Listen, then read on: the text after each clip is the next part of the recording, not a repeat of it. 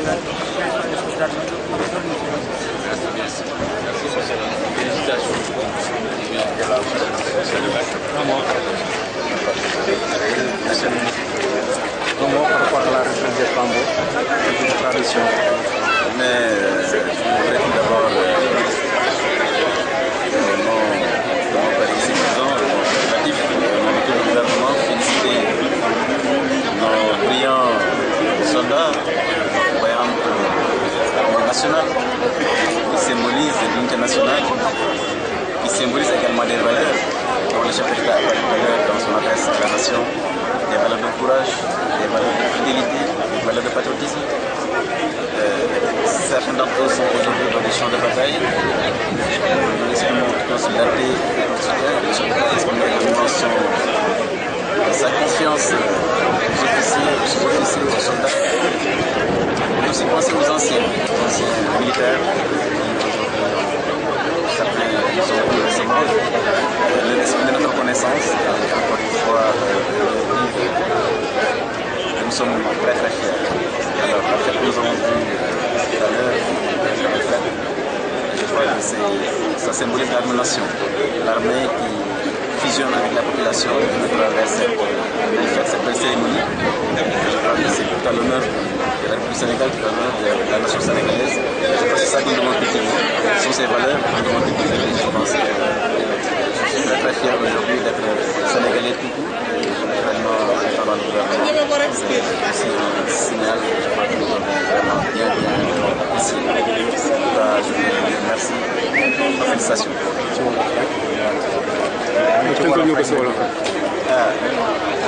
sama tur ak sama kër naataango sama frère Latif gouvernement bi yëpp ñu ngi rafetlu li ñu gis dafa wane lu rëy mooy fexe ba sunu ay soldat jaxasoo ak askan ndax loolu mooy armée nation ndax soldat du Sénégal ci yéen dafa am loo xam ne dañ ko gànnaayoo ci wàllu jikko mooy jikko jom jikko fit jikko aussi courage yaakaar naa sànq président de la République wax na ko ci discours ñu ndokkeel leen njukkal leen surtout soldats yi nga xam ne nekkatuñ fi ñaanal leen yàlla waaye ñi nga xam ne nekk soldat chef d'opération yi aussi ñu wan leen ni ñu ngi seen wet ñu ngi seen gannaaw ànd ak ñoom ci li ñuy def lii nag misaal la loo xam ne war nañ ko saxal war nañ ko dëgëral fexe ba suñu réew kon nit tax soldats yi ñoom ñoo koy indi kaaraangeem ko nit kaaraangeem yaakaar naa ñu yàlla jàppale leen kon daal ñu leen di félicité encore di leen jaajëfal ci li ñu gis tey ñu rafetlu ko bu baax a baax asalaamaaleykum merci.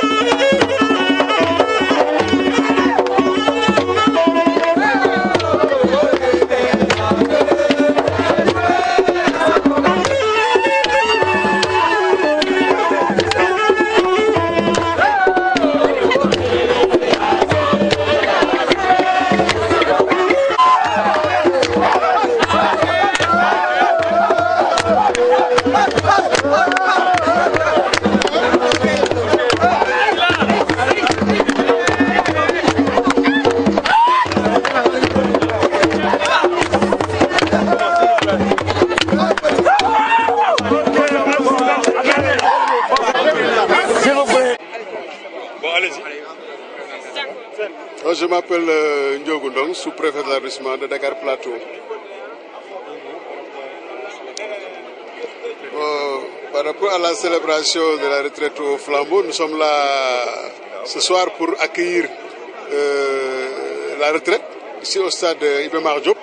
Et comme vous le savez, le stade Iba Mar Diop est dans l'arrondissement de Dakar Plateau. Et on avait convié les maires à venir vraiment participer à l'accueil de ce flambeau et qui constitue un événement phare pour la fête de l'indépendance du Sénégal que nous célébrons cette année, demain matin, Inch'Allah, à la place de l'indépendance par une prise d'armes. Et comme vous le savez, la veille, c'est une retraite au flambeau qui symbolise en réalité cette assertion de l'armée-nation qui est symbolisée ce soir par cette symbiose que vous avez assistée avec cette ambiance, bon enfant. Alors la danse des militaires plus la population, voilà ce que nous demandons. Je voudrais savoir, hormis la danse et tout, quel est l'aspect que vous avez le plus retenu concernant ces retraites de flambeau? Cette retraite, ce que nous avons retenu, c'est cette complicité entre l'armée et la nation. L'armée est faite pour la nation, voilà ce que cela peut produire. Cette proximité avec la population. Et comme vous le voyez, cet engouement, et je me suis amusé tout à l'heure à interroger certains gosses pour leur dire qu'est-ce que vous voulez devenir demain. Et avec l'influence, ils m'ont dit demain nous voulons porter la tenue. Mais je leur ai dit avant de porter la tenue, il faut aller bien travailler à l'école d'abord.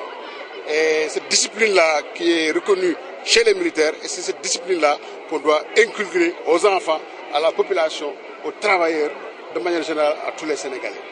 D'accord. Quel appel lancerez-vous aux hommes de l'armée, mais aussi évidemment à la population qui de plus en plus se sentent, je ne sais pas moi, c'est ce que j'ai vu, se sentent un tout petit peu éloignés par les hommes de terrain? Bon, je ne comprends pas trop votre question. Bon, vous savez, j'ai dit tout à l'heure, cette manifestation symbolise cette proximité de l'armée avec la population. Et comme vous le voyez, les gens sont contents de vivre avec leur armée, d'être proches de leurs militaires. Et c'est bon de temps en temps que les gens s'approchent d'eux pour savoir que ce sont des êtres humains, des gens qui sont venus, qui sont des nôtres. Voilà. Mais en wolof. ci wolof moo bëggoon xam loolu laa doon sax. waaw ci feetu retraite bi comme ni ngeen ko xamee rek chaque fois bu ñuy fête de l'indépendance 4 avril ci guddi gi dañuy def li ñu naan retraite au flambeau mooy comme ni ngeen ko gisee soldats yi yore seen i torche animé dëkk bi nit ñi xam ni seen armée nation mooy loolu mooy armée bi pour nation bi la ñu proche ak nation bi ànd ak troupe théâtrale yi ànd tëgg ñëw xale yi fecc kontaan xam ni li mooy seen armée kon loolu dafay nekk mbégte boo xamante ni te xale bu ko fekkee ren incha allah dafa lay gravé ci sa mémoire dafay am loo xamante ni du ko fàtte te wax na leen ko discipline bi nga xamante ni moom la ñu xamee militaire loolu dafa war a nekk loo xamante luy baawaan la ci xale yi te boo bëggee yar réew da ngay yar ci xale yi kon xale yi la ñu bëgg ñu jël militaire yi en exemple sur le plan discipline sur le plan respect du travail sur le plan respect de la hiérarchie kooku il faut que ñu jël modèle ci soldats yi ñoom loolu lañ ci jàngee. Maintenant on laisse les gens se continuer. Mais bon, ci français la ko wax.